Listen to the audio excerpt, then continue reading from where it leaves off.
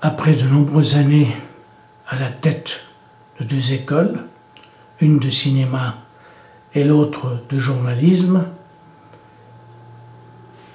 j'ai envie de parler de la nécessité de faire une école. Est-ce que c'est utile de faire une école pour devenir cinéaste, réalisateur? Est-ce que c'est utile de faire une école de journalisme pour devenir journaliste?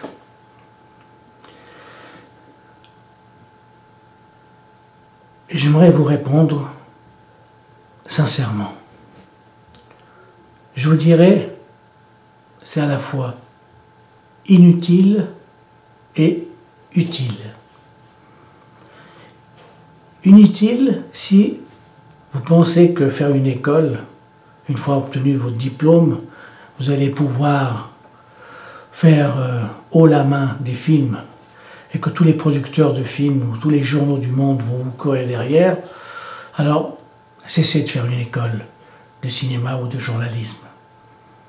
Par contre, si vous avez la passion d'être un cinéaste, si vous avez la passion du cinéma ou la passion du journalisme, je vous dirais qu'une école est utile. Pourquoi? Parce qu'elle est utile pour vous faire gagner du temps. Autant qu'autodidacte, on peut réussir. Mais on met du temps à obtenir pas mal d'informations.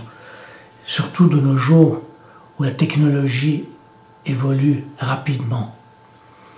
Dans une école de cinéma, en plus de ça, ou de journalisme, vous avez des gens, des étudiants qui rêvent comme vous de faire du cinéma ou du journalisme. C'est des rêveurs comme vous, des passionnés. Et vous êtes coachés, pas coachés, mais coachés par des profs qui sont aussi passionnés, qui ont une certaine expérience du cinéma. Certains d'une façon critique et théorique, d'autres par la pratique. Alors, c'est bien la théorie, c'est bien. Il ne faut pas trop exagérer, mais c'est utile. C'est utile pour connaître les règles, l'esthétique, vous cherchez le chemin, où aller, comment aller. Hein? Votre propre chemin, il faut le découvrir par votre propre méthode. Mais on vous montre des méthodes dans les écoles. Donc c'est bien, d'une façon théorique et pratique. C'est bien de les suivre, d'obéir aux règles. Ensuite, plus tard, si vous avez envie de désobéir aux règles, ben, vous avez le droit. Car le cinéma, pour moi, est un art libre, et le journalisme est l'art de la liberté, l'art qui doit apporter l'information d'une façon la plus libre, sans la moindre contrainte. C'est ça. Maintenant, vous pouvez, dans une école, apprendre à faire des films professionnels, d'une façon professionnelle ou semi-professionnelle. Mais aussi, on peut vous apprendre à faire des films d'une façon, pas comme les amateurs, mais avec des moyens amateurs ou des moyens qui sont accessibles à tout le monde. Par exemple, avec un téléphone portable. Pourquoi pas? Sachez que de nos jours, beaucoup de télévisions utilisent les informations qui ont été filmées par les portables. Regardez ce qui se passe avec la Syrie, dans ces pays occupés par des dictateurs abominables, ou par des dictatures, vous voyez ce que je veux dire? Donc ça, c'est utile aussi, hein, puisqu'on peut de nos jours photographier et filmer.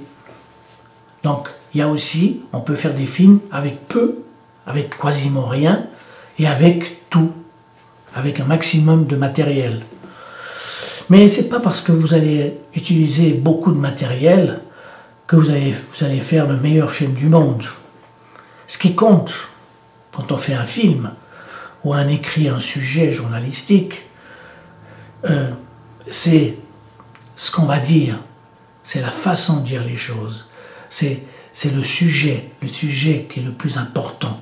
Et ensuite, c'est comment on va dire les choses, comment on va utiliser les instruments pour dire le mieux les choses, le sujet, le film, l'histoire racontée. Donc,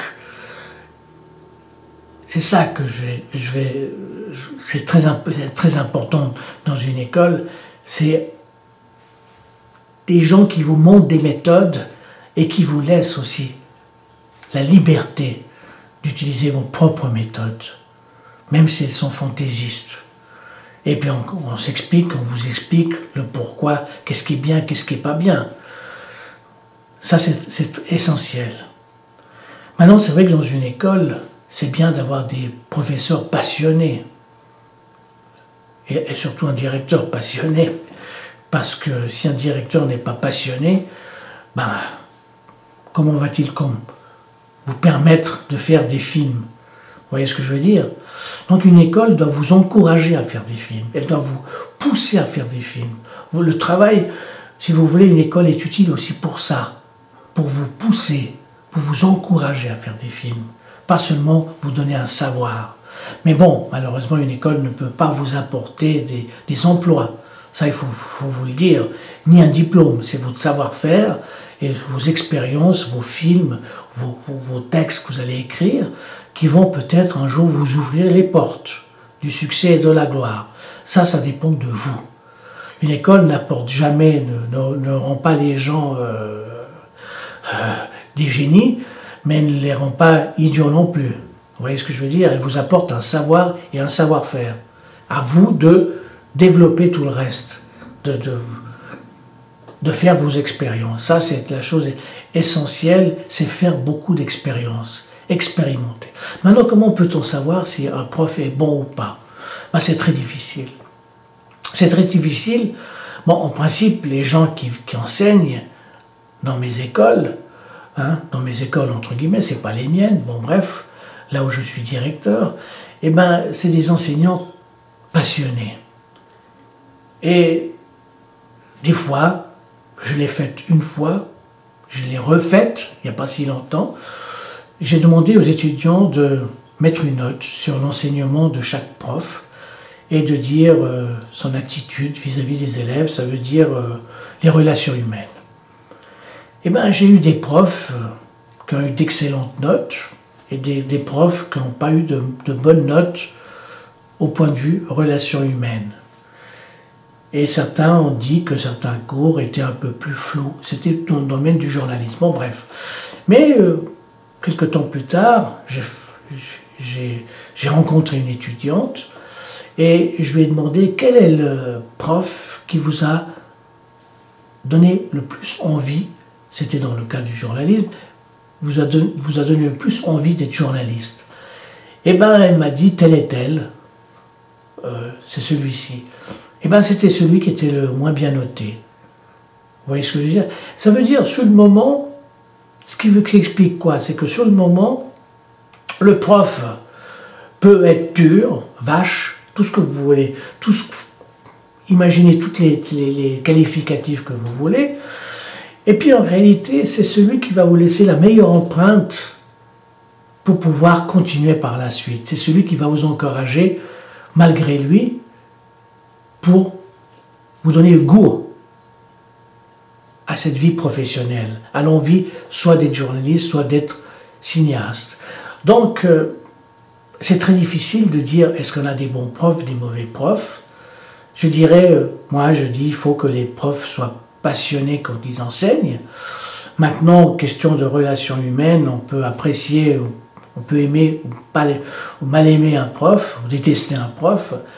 Ça, c'est un autre problème, mais des fois très étrange, que finalement, pas forcément ceux qui vous ont donné, qui étaient plus sympathiques vis-à-vis de vous, c'est pas forcément eux qui vous ont laissé la meilleure empreinte et le meilleur savoir. Ça, il faut se le dire, et il faut se méfier de ça. Je ne suis pas d'accord en disant cette fameuse phrase qu'il faut que l'étudiant aime son prof pour qu'il puisse avancer dans le domaine, dans son enseignement, dans sa discipline.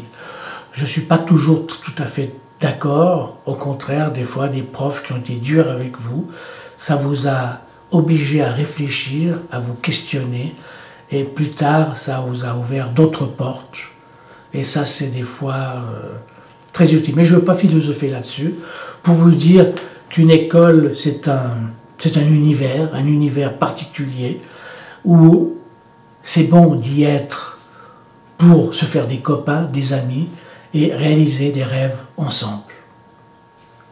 Voilà ce que je veux dire pour aujourd'hui.